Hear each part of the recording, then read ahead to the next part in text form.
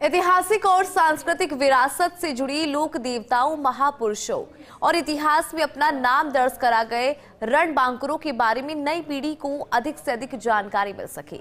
इस उद्देश्य से राजस्थान राज्य धरोहर प्राधिकरण के अध्यक्ष ओंकार सिंह लखावत द्वारा प्रदेश भर में पैनोरमा और सर्किट स्थापित किया जा रहा है।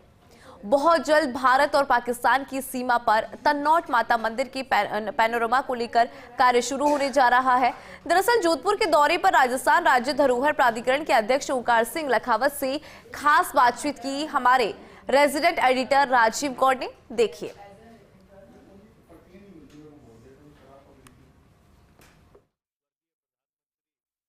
राजस्थान की राजनीति में जिस नेता में जितनी समझ होती है, जितना अनुभव होता है और जितना योगदान होता है, उसके आधार पर अलग अलग जिम्मेदारी दी जाती है।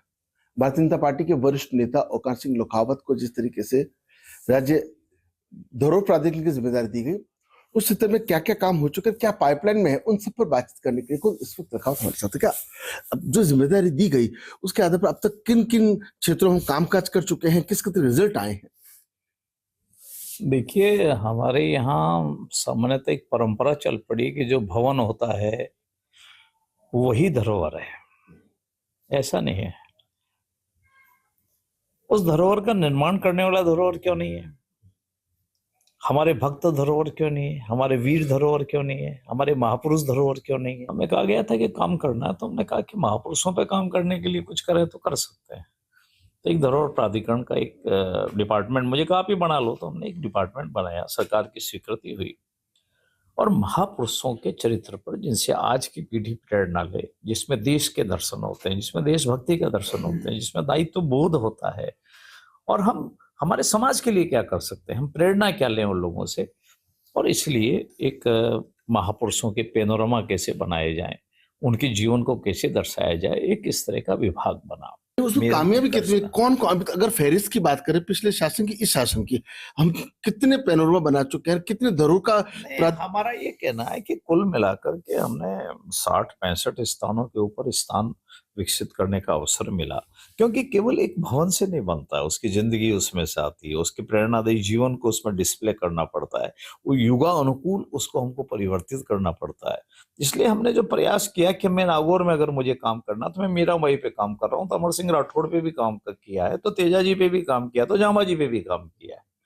हमने मान लीजिए रामदेव जी पे काम किया तो बाबू जी पे भी काम किया, हमने करणी माता पे काम किया है, तो हम उस आगे जाकर माँ कवि पे भी काम किया, हमने 1857 पे काम किया है तो कुंभा पे काम किया है।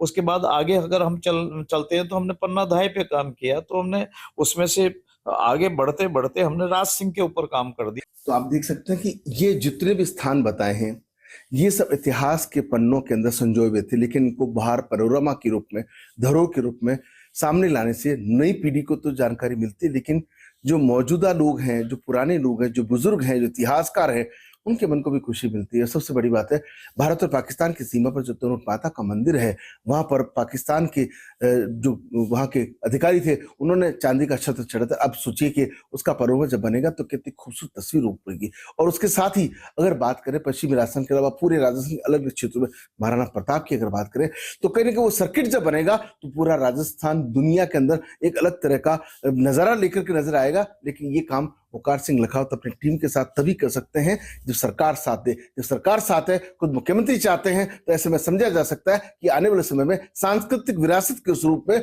पूरे राजस्थान की तस्वीर कैसी होगी। Rajiv Gaur, first India news, Jodhpur.